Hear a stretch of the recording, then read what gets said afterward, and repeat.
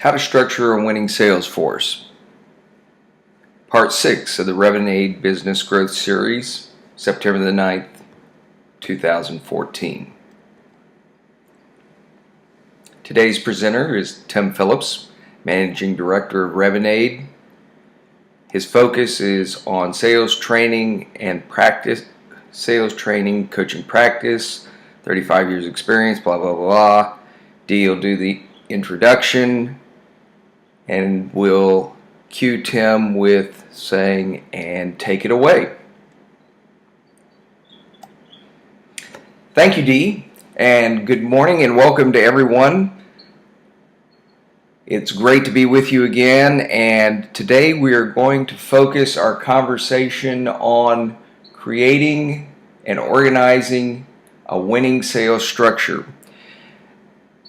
The impetus for all of our series that we've been conducting over the past 6 months, and I want to thank everyone for not only attending today, but also sharing with your friends and colleagues, as every month we've consistently grown in our audience and participation, is the result of a survey that we did in Q4 of 2013, wherein we surveyed over 1,000 different CEOs, business owners, and sales executives of over 1,000 different companies, ranging from Fortune 500 publicly traded companies to independent companies, small companies, and as we use that term, that would be anyone whose revenue was in excess of $10 million per annum, up to several billion.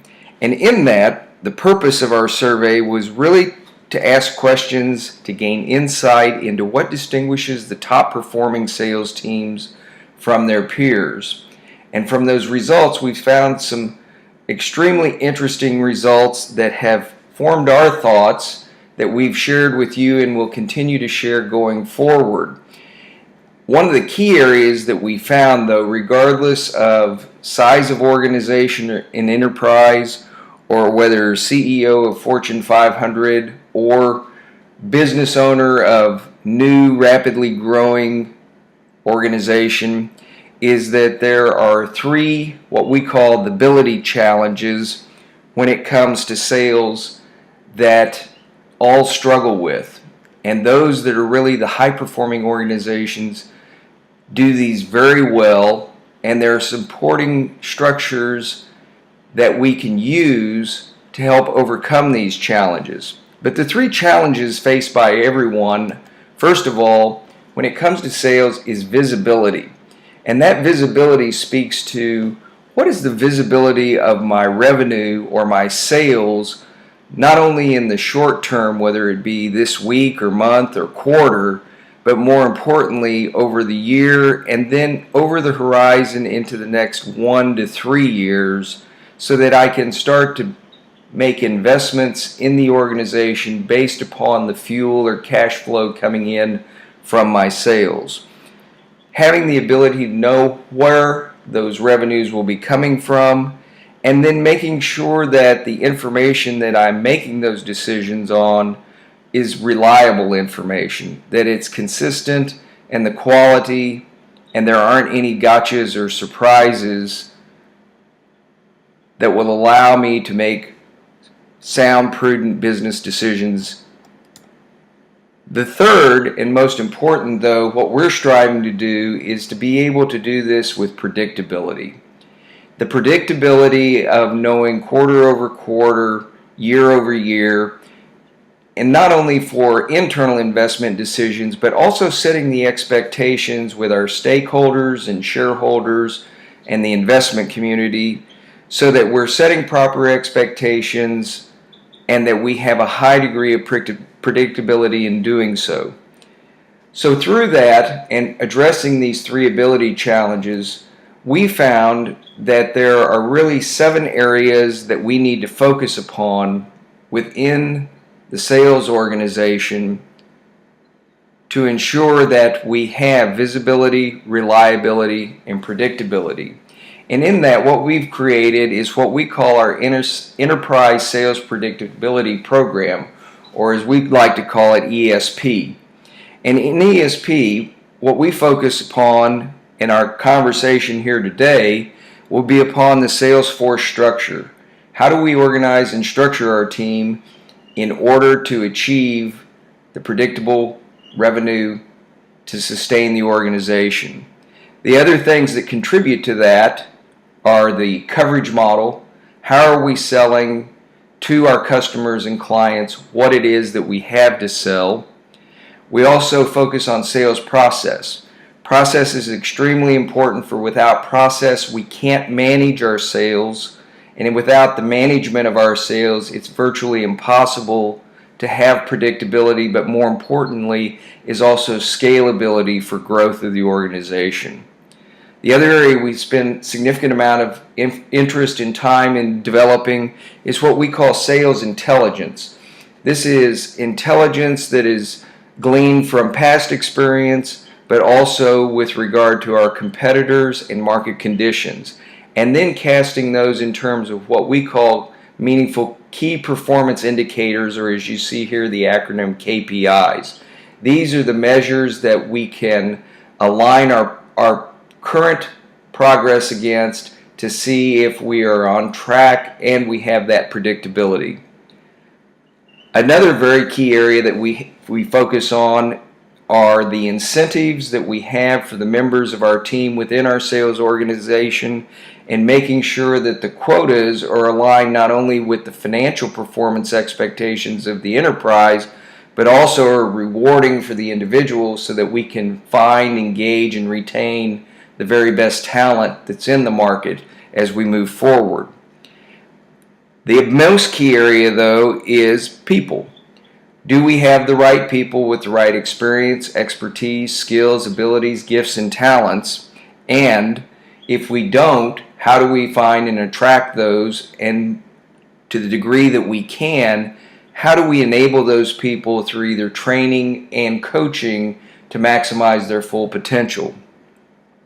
And then the last of the 7 is tools and technology. We view tools and technology as force multipliers. We use these to enable our people and the enterprise through automation, through measurement, and through predictive modeling to be able to really close the gap in terms of the visibility, reliability, and predictability that the enterprise sales predictability program provides. So today, moving forward, our conversation will focus on the sales force structure, and in that conversation we'll also be looking at how do we position our sales resources depending on what we sell and how we sell in the coverage model. But we always have to start with our most important resource, and those are our people. The human resources that we have that actually achieve the objectives of the enterprise. So let's move forward. Your investment in the 20 minutes here today is worthy of a key objective, and today we have 2. Very simply is we want to share with you best practices that we have found, encourage you to use in order to align and organize the members of your sales team, regardless of how small or how large, to compress sales cycle time and, most importantly, win more deals. A foundational tenet that we share in each of our presentations is a philosophical belief that the money value of time is far more important than the time value of money, and especially when it comes to sales. At the end of the day, the only truly non-renewable resource that we have is time. We cannot manage time as time marches on. However, we can invest time in those activities that yield the highest return on that investment in the shortest period of time. So everything that we do focuses upon how to maximize the return on investment in time. Time in those activities that yields the highest result in the shortest period of time.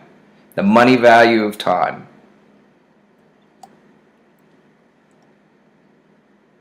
So looking to our model, the ESP program model, let's start our conversation where it always should, and that's with our people. Because we all know that sales truly is a team sport. Everyone within the enterprise, to some form or fashion, is involved in the sales process, whether it be an actual field salesperson, meeting with our current customers and clients or prospective customers and clients, or people within the organization that may even be within administrative support roles. Sales is a team sport. So first thing that we need to do, much like a NFL head coach, is most of us do not have the luxury to build our own teams, but we inherit a team of individuals. So step one is, as quickly as possible, is to put the right people in the right positions, running the right plays, what we call strength on strength, to maximize their potential in contributing to the overall sales process and achieving the objectives of the enterprise. So if the people we have on the team, I want to, as quickly as possible, assess those people so that I can put them in the right position. And the way that I do that is very simple. In this picture, you'll see that there's a 4x4 matrix, and on the left-hand side, what we see are values. What those are our core enterprise values, however we define those. And what we want to make sure is that the values of the individual align with the core values of our organization. And the bottom axis, you also see that that is geared towards performance. And in performance, it's very, very simple to measure. Sales of all things is the most transparent. Sales performance is consistently meeting and exceeding quota and growing as a professional in the pursuit of same. In this measure, what we'll be looking at is how does the individual or team member that we have, how are they performing consistently year over year in pursuit of that ever-growing sales quota. So aspirationally, we always start with those that have high core values and strong alignment with the values of the enterprise and possess the ability to consistently perform year over year in that attainment of the quota. These are what we refer to as champions. These are the people that we strive to target, to engage, to retain and develop within the organization, as they're the backbone of our sales team. Second to those, though, are we have some individuals that great correlation and alignment of personal and enterprise core values, but may be inconsistent in their performance, may not achieve quota every year or every quarter. And so in that, what we find is we want to make sure that we are properly assessing the not sures, as they may be in the wrong role, in the wrong position, or they may need some professional coaching or training to help them in their development so that they can become a champion. The bottom two, those that don't align with our core values and those that do not perform, we refer to those as slugs, and those people should probably be escorted and asked to leave the organization. And then the fourth group, is a very unique individual. However, we found that almost every sales organization has at least one of these people. And these are what we call lone wolves. We've all agreed that sales is a team sport, and in that, a lone wolf is an individual that has very high performance, and in many cases could be the top producer within the organization, but they don't align their individual personal values with the core values of the organization. So these types of individuals many times can be prima donnas. The rules don't apply to me. I do it my way. I will do it in whatever manner I need to do in order to close the deal or get the customer or sign the contract. These people are very dangerous, and they are very deadly to the overall morale of the organization. And in smaller organizations, in fact, they can hold the entire enterprise hostage. And in so doing, they demoralize, they destroy, and they're a cancer, and they need to be removed. So once we've determined the members of the team and where they fit within that strength on strength evaluation metric, what we want to then talk about is how do we position these people in terms of the coverage to sell more of whatever product, service, or solution that we are selling. So there's some key considerations, and everyone's business is unique and different. So these are the pillars, if you will, for decision making that will help us to align the sales organization with the overall objectives of the enterprise.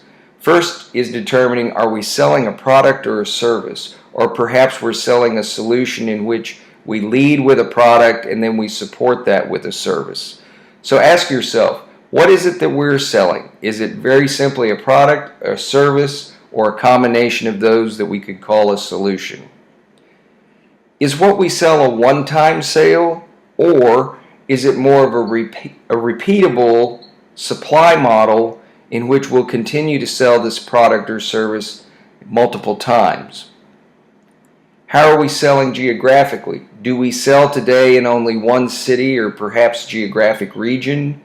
Do we sell across the United States or Western Hemisphere? Or do we sell globally and internationally? Do our salespeople sell the entire full suite or catalog of our product and services?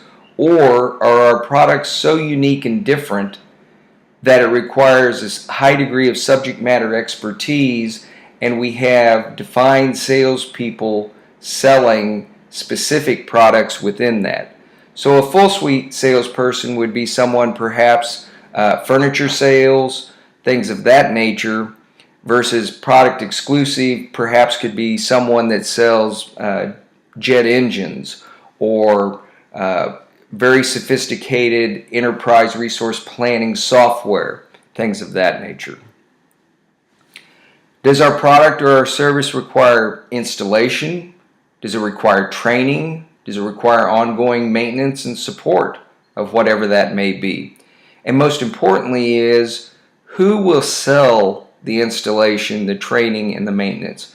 Will it be the salesperson when they make the initial sale, and that'll be part of the services that we'll provide going forward? Or is the product or service so unique that we may need to have salespeople that actually sell implementation or installation, that sell the ongoing training, and in addition the ongoing maintenance and support? Is what we sell a complex sale? And what I mean by that is, we define a complex sale. That is a sale that has more than one buyer, more than one person that's involved in the buying process. Multiple people from different perspectives are required in purchasing our product or service. Or do we sell a product, or could even be a commodity, and in terms of that, we default more to a traditional feature, function, price sales method? Do our salespeople sell alone? Not that they're lone wolves, but with the support of the other individuals within the enterprise, our salespeople have the ability to engage with new and current customers to sell what we sell. Or does it require a team of people to be able to present what it is that we sell in order to make the sale? Do we have to have physical presence? Do we have to be live with the person in order to sell our product or service to the customer? Or can it be done remotely? Or can it be done electronically through video teleconference? If we're selling a global product, but we have limited travel resources, is this a viable option? Or more importantly, depending on the product, can we sell it via the internet or the web? Can this be automated? Can replenishment be established within the supply chain of our customers and clients in order to sell more? And lastly, and most importantly, is all of the foregoing have to be done in light of the competition. How is the competition? How are they selling? Not that we want to emulate them, with the exception of if they are selling and selling well and we're wanting to capture market share, we have to know how they're selling in order to counteract that. More importantly, if our competitors are stumbling, then we need to take advantage of those weaknesses and accelerate how we are selling against the competition to capture ever increasing market share. So again, everyone's unique and different, but answer those questions in terms of what it is that you sell and how you sell it. That then leads us to what type of salesperson do we need in order to sell our products and services.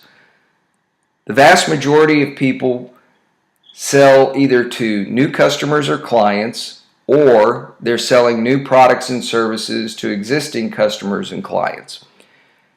So if we're wanting to grow and expand the number of people with whom we do business and that we are selling, the traditional model or the individual is in the role of what we call the hunter. This is a person that goes into the marketplace, that takes the leads that we have or the defined target accounts and sells our products and services and continues to grow through the number of new customers and clients that they bring on board. The other that we're very familiar with is the farmer. The farmer is more of a customer account grower. Much like the agrarian model, this takes time, it takes investment. They continue to sell more of what we do or upsell and cross-sell additional products and services so that we can maximize the value of every client relationship that we have. Most people are familiar with the hunter and the farmer, but depending upon where we are in the business life cycle, and most importantly, what it is that we sell and how we sell it, determines whether we need the hunter or the farmer.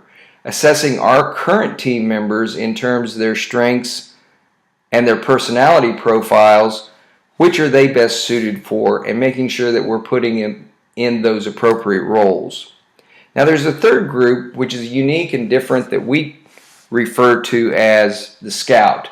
And unfortunately, we see mistakes made many times by rapidly growing clients that are expanding geographically into new market territories, which require the opening of perhaps new offices.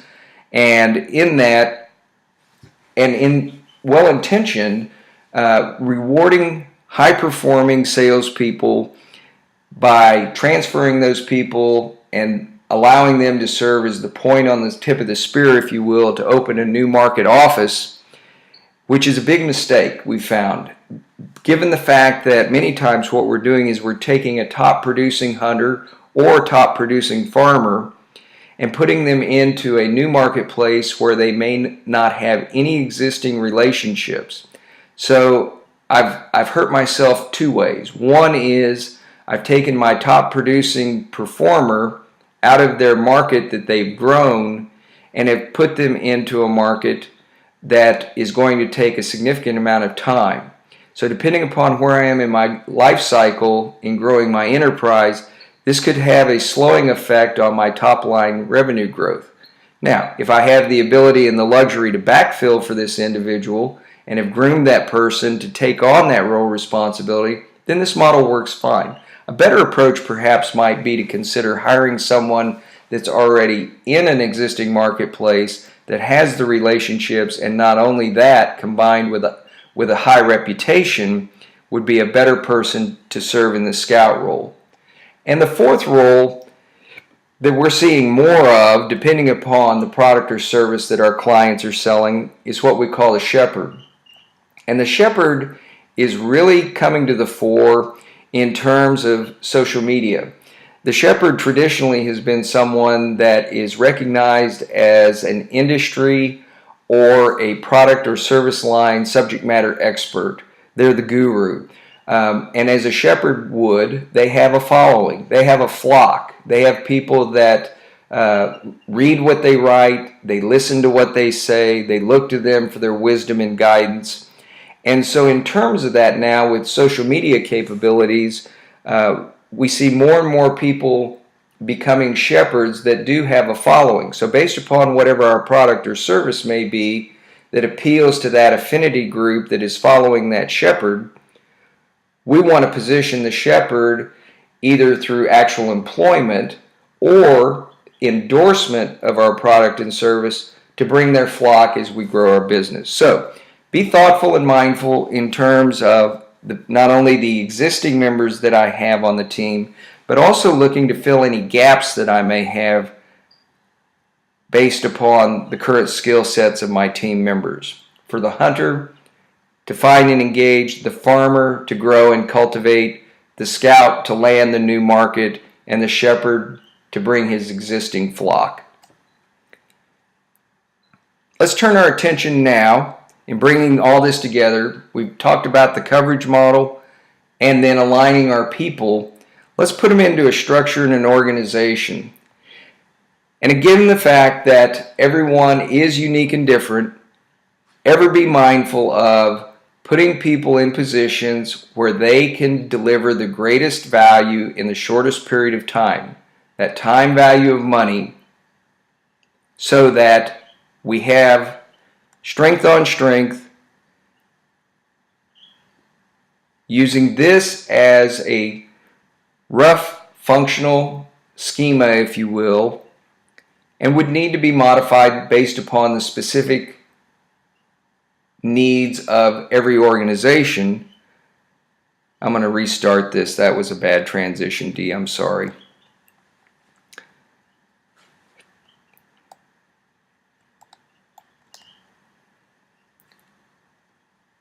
So now let's turn our attention to actually structuring the organization with the resources that we have based upon their skills and attributes and capabilities in order to put strength on strength to win the sales game.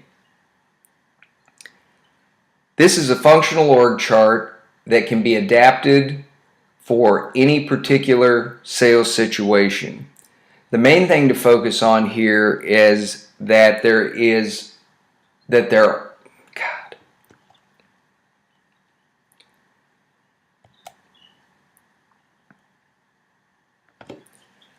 This is a functional org chart for a business development structure that can be applied to virtually any organization, depending upon what we sell, product or service or combination solution. But what this graphic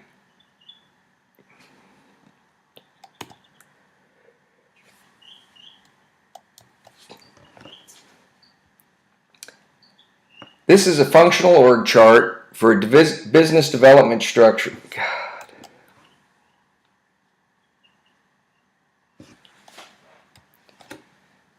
This is a functional org chart for a business development structure, and this can be adapted and adopted for virtually any organization, whether it be a product sale, service sale, or combinations for a solution sale.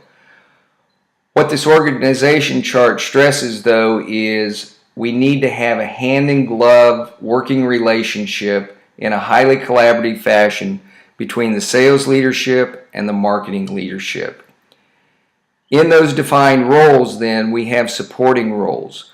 But the marketing leader is responsible for the positioning of our firm in terms of what it is that we sell, who our ideal client, customer, or target market is.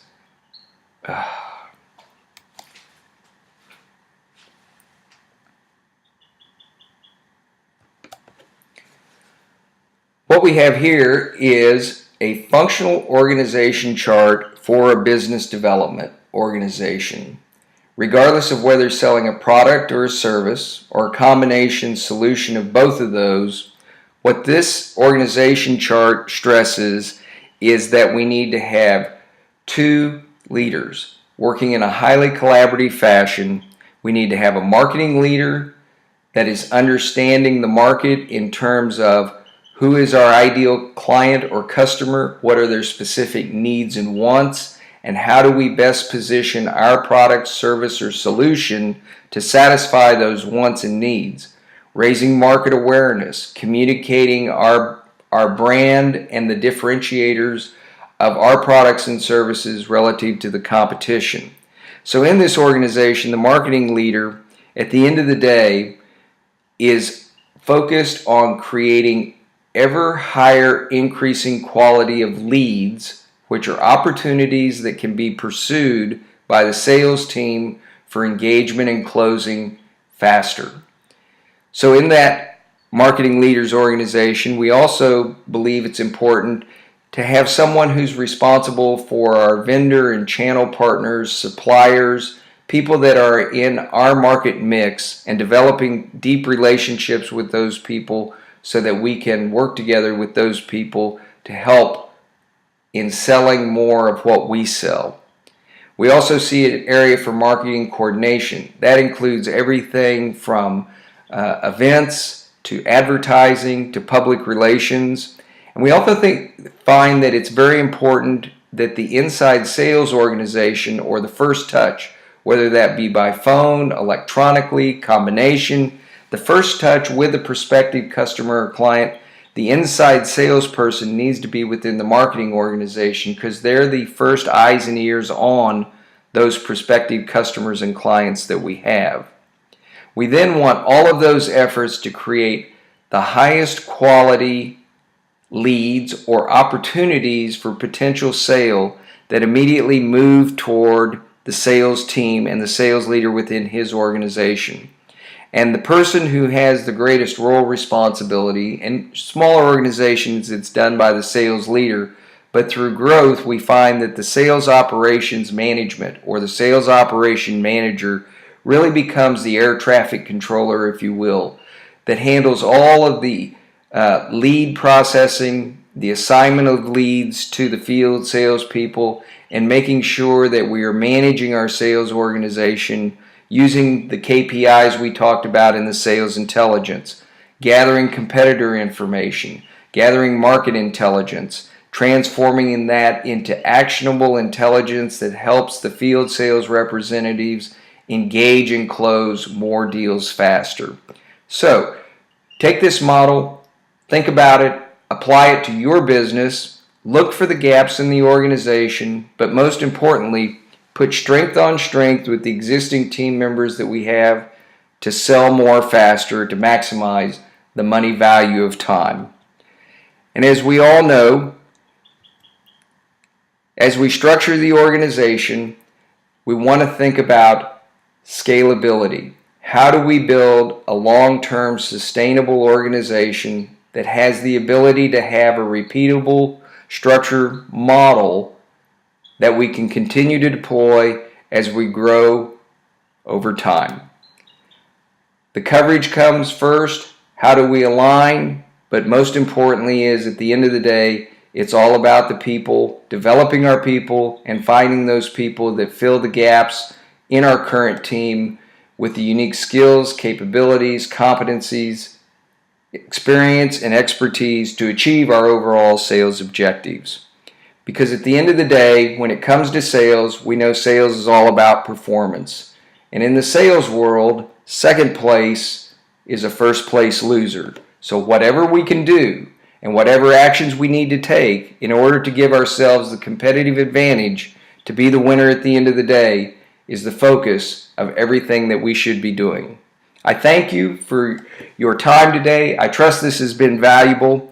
You have been invaluable to us, and we thank you very much for the feedback that you've provided us. If there are topics that are of interest to you, encourage you to please send me an email. Feel free to call. These programs are your programs. And with that, we thank you and bid you good afternoon and much sales success.